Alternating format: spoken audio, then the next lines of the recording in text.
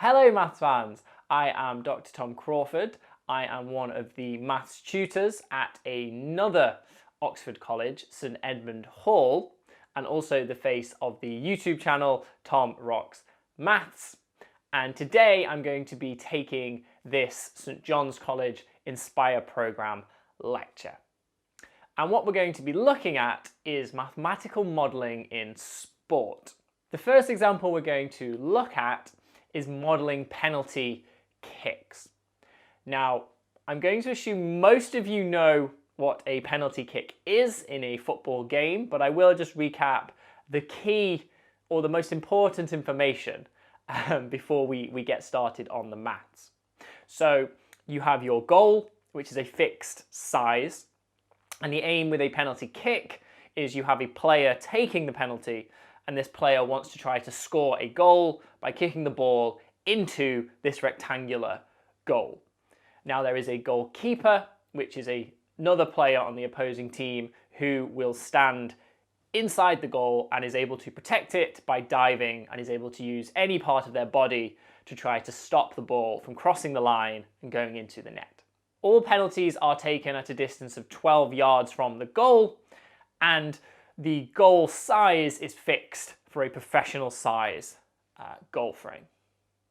So what we want to do is to try to use mathematical tools, and some of the tools that you've actually seen already in GCSE maths.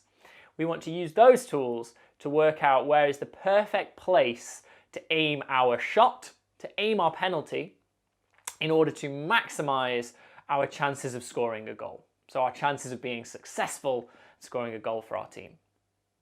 Now we're going to make some assumptions, and I'm just going to outline one or two at the beginning, because with any mathematical model, it's really important to be aware of what you have assumed and what you have simplified from the real world situation.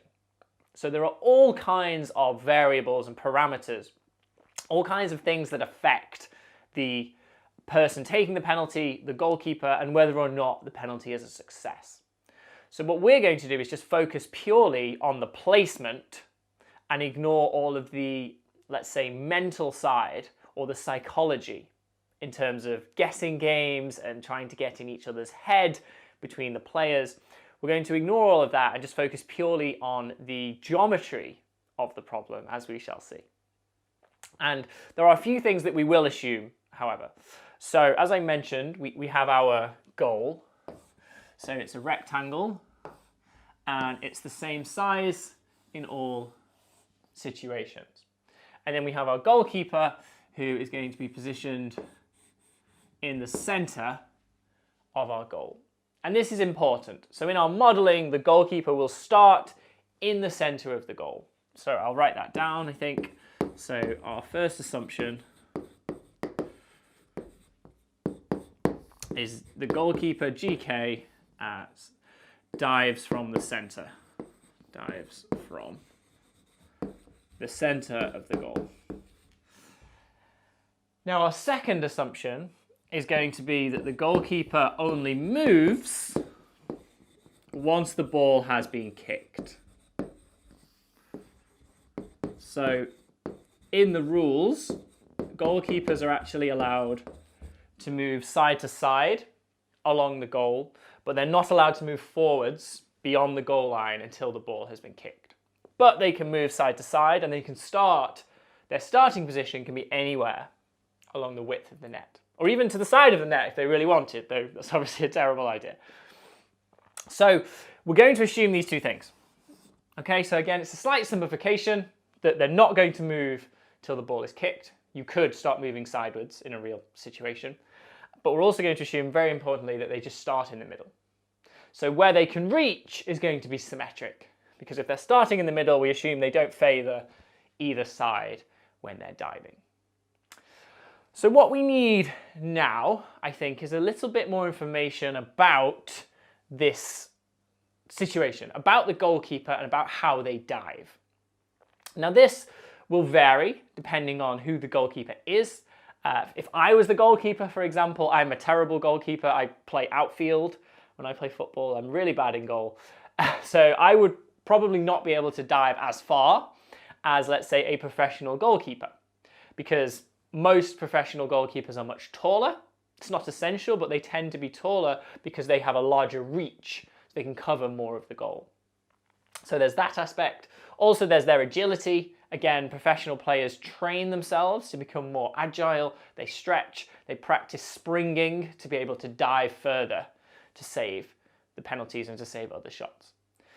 So it'd be good if we could somehow try to quantify what it means, like this diving action. And now what we need is data, in short. And fortunately for us, this data does exist. So this was a study which was done at Bath University, and the data they found was something called the diving range of a goalkeeper. And they conducted a series of experiments using a slow motion camera so they could get accurate measurements. And they had professional or semi-professional goalkeepers stood in the center of a goal. And then they would only be allowed to move once the ball had been kicked for a penalty. And they could test this and check this was correct using the slow motion camera. And they recorded how far the goalkeeper could dive between the ball being kicked by the attacking player and the ball going into the net or missing the goal. So basically how the goalkeeper had the same amount of time as it took for the ball to travel those 12 yards. So it turns out that that time is about somewhere between 0.4 to 0.6 seconds. So we're going to take the average value of about a half a second. So what we want to know is within half a second of the ball being kicked, crossing the goal line, how far can a typical goalkeeper dive and reach? And from the data, you want to then take an average across several goalkeepers to get some kind of representation of the area that they can cover. And what they found was that goalkeepers will actually cover a semicircular area. So my drawing will probably not be that accurate. Okay, it's a lot better than I expected, but this is a semicircle and it has a radius of the semicircle which we label capital R. So the diving range of a goalkeeper on average covers this semicircle. This is how far they can reach in this half a second when the penalty is taken to when it crosses the line. And this radius is given by 2.86 meters. So we have a semicircle which represents the reach of a goalkeeper, and this has a radius, capital R, is equal to 2.86 meters. Now this is an average value. Again, important thing about models is this will be different for each individual goalkeeper, depending on their height, depending on their agility, lots of other factors. But on average, you can reach about 2.86 meters in that half a second between the ball being kicked and crossing into the goal. So that gives us something now to begin to work with, something to look at on our diagram. And we also might want to verify this piece of information as well. It would be very helpful. Because the experiments show this to be true, but you could ask a question that were the goalkeepers performing differently in the experiment to how they would perform in a real life match situation. And so what you want to do is try and compare this data, or this hypothesis, you would say, this theory, with real data from actual penalties. And it's very interesting because if you do this, well, based on our conclusions we can draw about this diving range, this would suggest that we want to aim outside of this diving range. Because if we're saying on average the goalkeeper can cover the semicircle, we want to aim where the goalkeeper cannot reach. Again, on average, based on they start in the middle and based on they only move once the ball's been kicked. So we want to aim for the shaded area. And then if you look at the real data, hopefully, if this is indeed a good hypothesis, hopefully the real data from real penalties will show us that aiming here leads to a greater chance of scoring. So this is our first simple conclusion, I think you could say, from this particular model and from this experiment, is that we believe that if you aim where the goalkeeper cannot reach, then you should be more likely to score than if you aimed inside the diving range. And so again, this data exists. You can look at penalties. Fortunately, most of these in professional matches are recorded, so all of the video data exists, and you can actually find out that if you aim inside the diving range, around 50% of penalties aimed inside the semicircle are goals, and therefore 50% are misses. So either saved or going in here, just above the crossbar.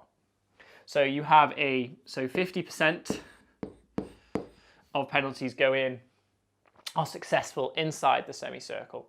And you would say that that has an expected value or a probability of 0.5 of a successful penalty. Now, if you aim outside, and this could be on this side or over here, we don't differentiate between left and right.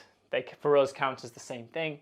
If you look at all of the penalties where the player has aimed away from the goalkeeper, away from the diving range, and this does include those that miss. So if a player takes a penalty that goes here, or goes here, for example, or here, these will all count as being aimed outside of the diving range. So if you look at the data for all of those penalties, you are actually successful 80% of the time, giving us a probability of scoring of 0.8. So the real data from actual penalties also supports the idea from these experiments about the diving range of the goalkeeper playing an important role in controlling whether or not your penalty is successful. So our first conclusion from our penalty kick model is to say that aiming outside of the diving range increases your probability of scoring and therefore of a successful penalty. So our first conclusion is to aim for this shaded region, which in the experiments and in the data is referred to as the unsavable zone. So conclusion number one, put it next to a star, is we want to aim for the unsavable zone.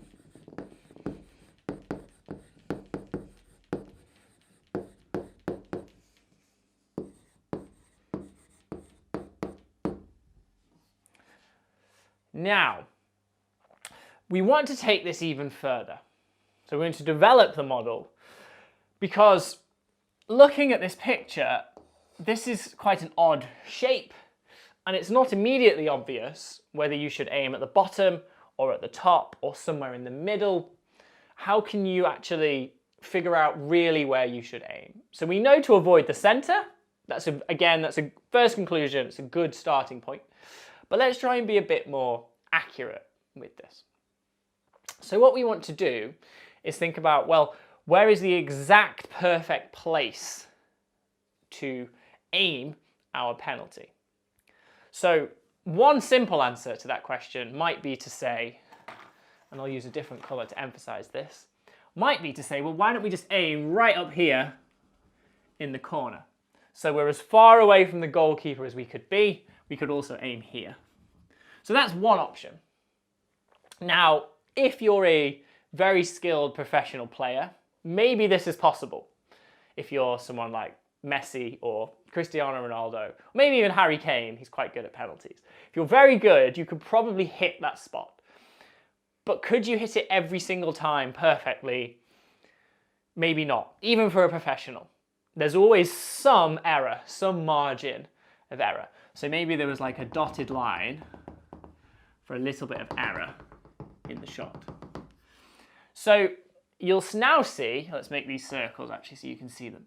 So if you include the error you can now see that quite a lot of it, if you're slightly off, you're going to miss the goal aiming in this spot.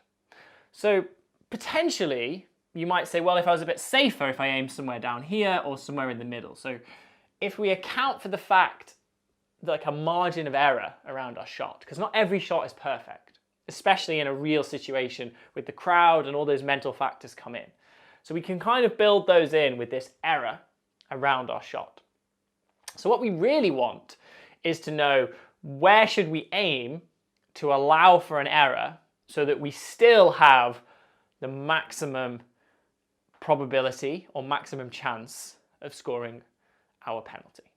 So if we go back to our original diagram where we just have the diving range of the goalkeeper, which remember has radius capital R, and we know that value, then we can ask the question, what do we want to avoid when we take our shot? So based on what we've concluded so far, we want to avoid the goalkeeper, so we want to be outside of the semicircle. So we want to avoid, let's focus on this area, we want to be away from this line. Actually, let's mark these in a different colour. So we want to be away from this line, which represents our goalkeeper. And the same on this side, but I'll just focus on the right. We want to be away from the crossbar, because that would be a miss too high. And we want to be away from the post, because this would be a miss to the side. So what we want is somewhere in this region. And so it's widest at the top. So the best position to be away from the goalkeeper would be here. But then you're really close to the post and you're really close to the crossbar. Then you could say, well, if I want to be as far away from the post as possible, that would be this corner. So this one is far away from the goalkeeper, but is very bad for the post and the crossbar for our error. This one at the top here, where can I draw this line? Let's do it like that. This one would be as far away from the post as possible because it's further across than at the bottom. So this is far away from the post.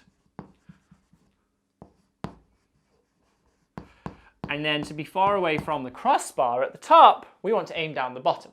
So anywhere along the bottom here would be far away from the crossbar. Now, each one of these by themselves is actually quite bad because here we're, well, this one, if we went in the middle, we're really far away from the crossbar and we are halfway between the post and the goalkeeper. So that's not too bad actually. But then up here, for example, we're too close to the crossbar. This one's far too close to the post and the crossbar. So we need some kind of average or some kind of happy medium value that's going to allow us to be an equal distance from all three is what we actually want. So down the bottom, we're away from the crossbar, but this is quite narrow. But as we get higher up, we move further away from the post. So you need to be going over this way, but so we kind of need to be halfway between here, but then at the same time away from the crossbar. So if you take it to be exactly the same distance from all three, you actually want to aim here. It's about where we want to be, that purple dot. And you can check this is an equal distance from all three things, because what we want here, let's do this in yellow, is we want this distance to the top to be, let's call it R. We want the distance to the post to be R, and we want this distance to the goalkeeper to be R. So we actually want to be an equal distance from all three things. So what we've got here is a circle of radius R. So we can perfectly fit a circle into that top corner, such that the center of the circle is the same distance from the crossbar, the post, and the goalkeeper. So that's going to be our perfect place to aim because it's the same distance from all three obstacles, the three things that make us miss. It's the same distance from all of them. And therefore, if we have a bit of error represented by the circle, even if we're off a little bit, we're still safely away from all three, or at least as safe as we can be from all three of those obstacles. So now we've basically turned what was originally a problem with sport, and in particular football and penalties, and then we did a sort of some experiments to get some data, to get a conclusion about aiming away from the goalkeeper. And now what we've got is pretty much a geometry problem. Because what we want to know is, well, how do we calculate this distance r? How do we calculate the location of the center of this circle? So now it's just purely a problem in geometry and purely a problem in maths. So we can solve that, which we're now going to do, and then we're going to remember, interpret the result in terms of the physical situation. So when you solve a model to get an answer, you always then want to take the maths. So you start with the real world and the words, let's say, or the situation. You turn it into maths. So here we've ended up with a geometry problem. You solve the maths. So we're going to solve this. And then you interpret your result, or you turn your result back into a solution for the real world. And that's how all models work. So now I'm going to draw a nice big diagram so we can clearly see exactly what the setup is with the geometry. So we've got a goal, which is a rectangle. And as I said, we know the parameters of the goal. They have a standard height, which I'm going to label with capital B. They have a standard width. I'm actually going to care, because our goalkeeper's in the middle, which is about there, I'm going to say that the total width is 2 times A, so 1/2 of it is width A. And remember, I know this value and I know this value. We also know the diving range of a goalkeeper. So if I try to draw this quite accurately, sort of like that for the semicircle, and then it comes down something like that, and then it goes around, and then it kind of comes down. Okay, so that's probably as good of a semicircle as I've ever drawn. And we know that this distance, let's say to here, is capital R.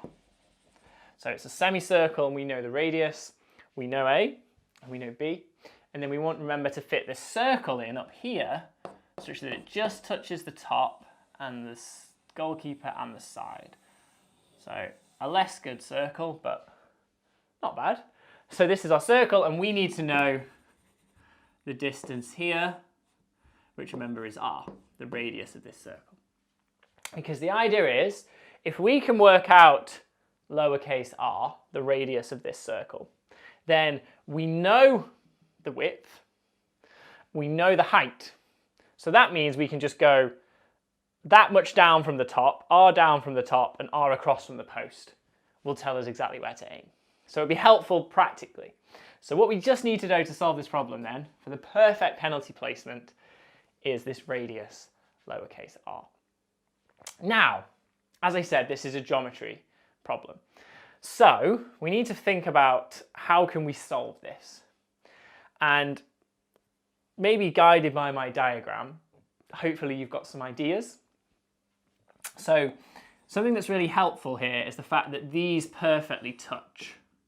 So the big semicircle and the circle in the corner perfectly touch each other because of the way that we've defined the problem, the way that we've set up the problem. So what we can do is, if I extend this, I'm going to do this different colour. If I extend this line to there, then this purple line is just another radius of the small circle. Because the radius of a circle tells you the distance from the centre to any point on that circle is just lowercase r. So I know that this purple line is also r. And now I know the length of this whole diagonal. So this whole diagonal from the centre of the goal right up to the centre of this circle is capital R plus little r.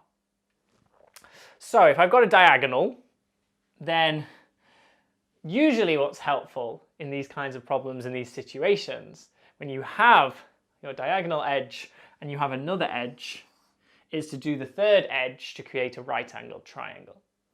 So if I do that, and I draw in this vertical line down to here, then now, shown in purple, I have a right-angled triangle. So I can add my right angle, a right-angled triangle in purple. So let's think about the lengths of those sides on our right-angled triangle. So what have we got? And let's draw it down here.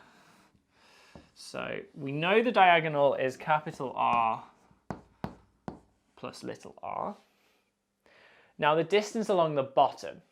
So this is the whole distance from the center to the edge is capital A. And then if you look up here, we know the distance between the purple line and the green line is given by lowercase r.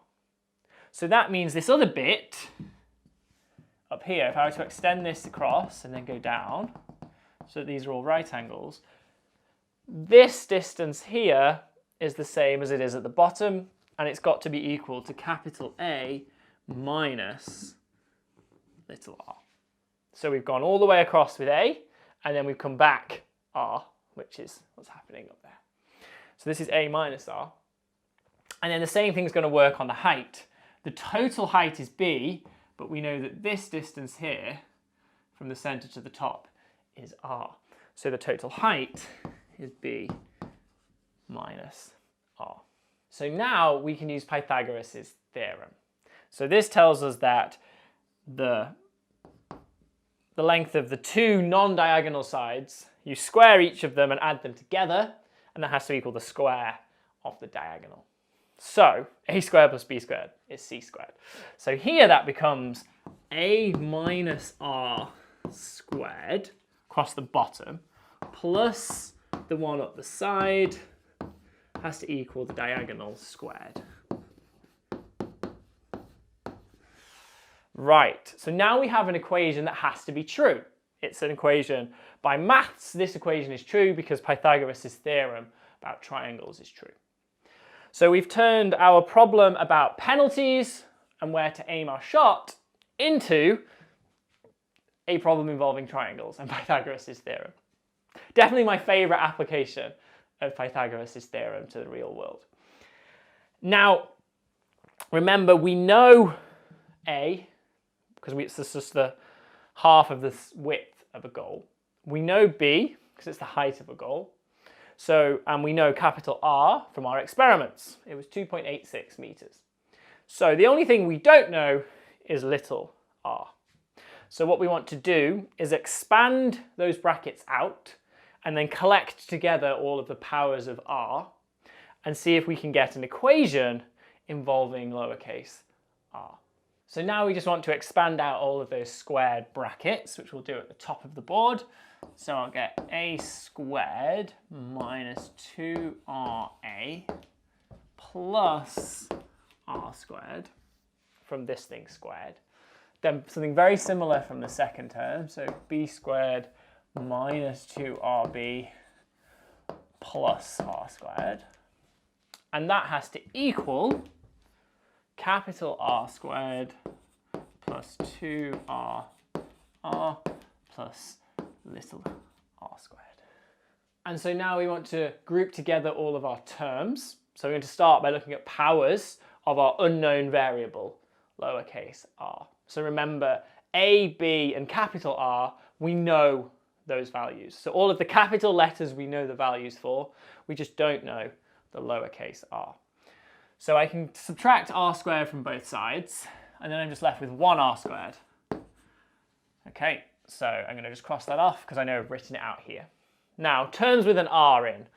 So I can write this now as plus r multiplied by minus 2a from that term, minus 2b from that term, and then on the right-hand side, we've got a plus 2r, so that actually becomes a minus 2 capital R when we take it over to the left side of the equation.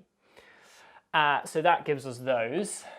And then finally, I've got an a squared plus, so our constant term is a squared plus b squared, and then that changes sign to be minus capital R squared, and that's equal to 0. So working out the placement, the perfect placement for our penalty, we've said is figuring out the value lowercase r, and in order to get that value, we use Pythagoras' theorem to give us a quadratic equation. Now you've seen these before in your maths classes at school, probably with the variable x instead of r, but it's just an unknown variable, so it's the same thing.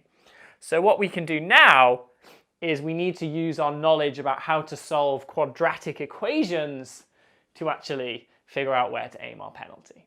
So again, perhaps a surprising application of two of these fundamental things that you learn in GCSE maths, Pythagoras' theorem and quadratic equations. Both actually help us with our modelling for penalty kicks. So I'm just going to tidy this up a little bit by putting the -2 outside, which makes all of these become plus with the 2 on the outside of the bracket. And now this is our quadratic equation. Now we know how to solve this using our quadratic formula, which tells us that if we have a times r squared plus br plus c equals 0, our quadratic formula says that the solution, r, is given by minus b plus or minus the square root of b squared minus 4ac, all divided by 2a. So in our question, here there's a 1 here, which is a. This -2 times this bracket will be b. So this is b times r. And then this bracket is equal to c. So we just need to put a, b, and c into our equation. So I'll need a bit more space. So it's going to get quite messy, but bear with me. So if we plug everything into our equation, we now know that r is equal to minus b. So that's the -2 becomes a plus 2 and then the bracket. So this is minus b plus or minus the square root of b squared. So we've got a -2 at the front, so we square it, we get 4. Then we have a plus b plus r squared. -4 times a. A is just 1, so that's just nothing happens. And then c is this big bracket. A squared plus b squared plus c squared. And then the whole thing is divided by 2a. A is just 1, so the whole thing is divided by 2. Now we can cancel this 2 with this one. And we can also take out this factor of 4. So we have a common factor of 4 inside the square root. So that comes outside to give us a 2. So that and that all cancel. So I'll rub those out to make that clear. So they all cancel with each other, which is helpful because it gets rid of the number on the bottom. So that cancels there and that cancels there. Now what we want to do is going to be to simplify what's inside the square root. So we're going to expand these two brackets out. So the first one gives me a squared plus b squared plus r squared plus 2ab plus 2ar plus 2br is what we get from that first bracket. And then when we subtract off a squared, b squared, oh, that should have been an r squared. There. So then when we and that's a minus. Okay, so just to clarify that little slip, we were doing minus 4ac. A was 1, we've got the 4, which we cancelled, and c was a squared plus b squared minus r squared. So it's minus that. So that's just c. So the first one expanded gives us this. And then we need to subtract off the a squared, subtract off the b squared, but then we've got minus a minus, so that's a plus r squared. So we get another plus another r squared. which is going to give us 2 r-squareds when we add those two together. So what our final answer is, which I'll write up at the top,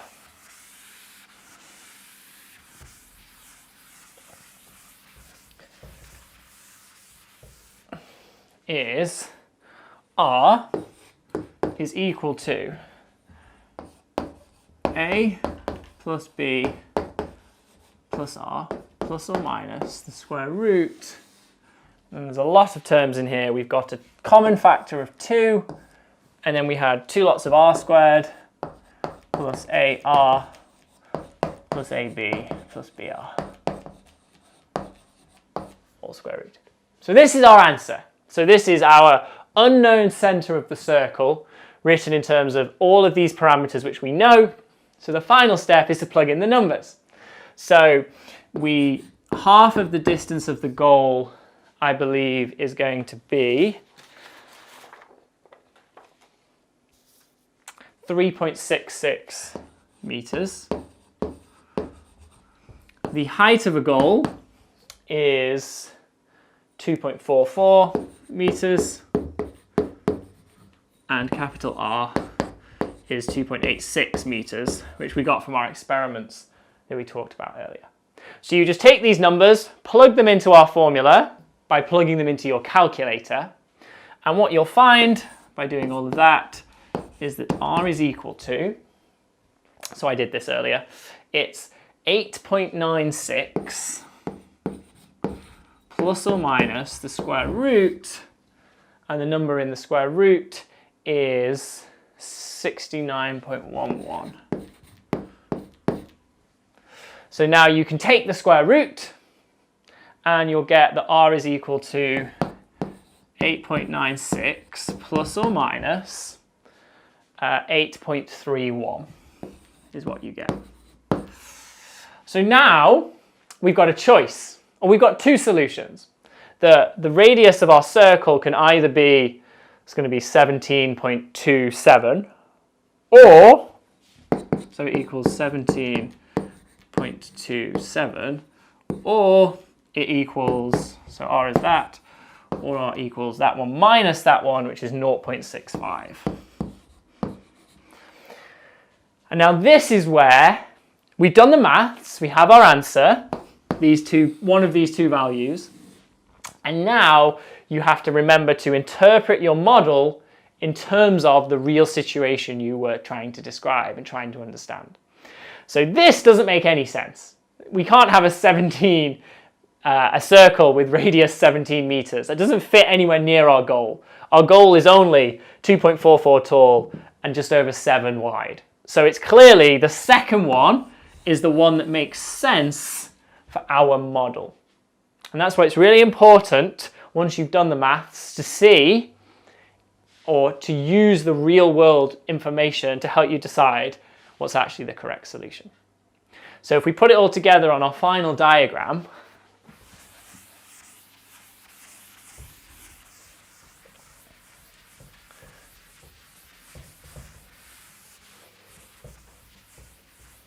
what we've got here is, if this is my goal, then we found we want a circle in this corner, is where we want to aim, and we want to aim at the center of the circle, which is exactly 0.65 meters or 65 centimeters inside the post, and the same distance from the top of the goal, 0.65 meters. So this is the perfect place to aim our penalty. We have a probability of scoring of 0.8, or an 80% chance of scoring, because we're outside of the diving envelope, which looks like that. So we're outside of the diving envelope, so our probability of scoring, aiming there, is 0.8 from the data that we saw earlier. We're away from the goalkeeper, and we've got error, so we can just miss, we can aim anywhere inside this circle, so we aim for the center, but if we miss a little bit, we're still safe. We're away from the post, away from the crossbar, and away from the goalkeeper. Now, practically, if you want to use this in practice, if any of you play football, what you want to do, the easiest way to think about this is if I were to stand in the goal.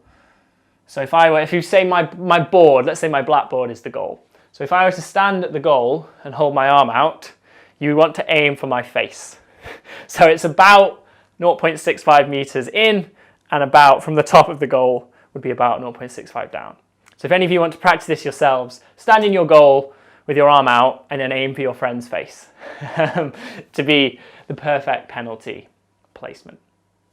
So just to summarize, what we've done here is use a simple mathematical model to first understand about the goalkeeper and the fact that the goalkeeper in general has this diving range of 2.86 meters, and that told us we want to aim outside of the goalkeeper. So that was the first step. But then we wanted to get even more accurate. Oh, and we tested that with data, and we saw that you have 0.8 outside and only 0.5 of a successful penalty inside. Then we went even further and said, well, where exactly should we aim? And it can be the same on either side. You draw this circle, which fits perfectly between all three boundaries, and you want to aim for the center of those circles. So if I just make them stand out, let's do them in purple. So you want to aim for the center of these two purple circles. And in order to calculate that, we use Pythagoras' theorem about triangles. Pythagoras, O-R-A-S. And we use quadratic equations to be able to solve for the actual value of our radius, R. So 2 topics you learn in GCSE maths applied here to model penalty kicks in football and allow us to predict the perfect place to aim our penalty. So that brings me to the end of this first lecture on mathematical modelling in sport. I'll be back with a second lecture very shortly. But in the meantime, if you're looking for other maths material to investigate or other similar problems to get stuck into, there's lots of material on my website, which is tomrocksmaths.com. And you can also find me on social media at tomrocksmaths. So thank you very much. Hope you've enjoyed it. Do check out and subscribe to my YouTube channel, and I'll see you for the second lecture shortly.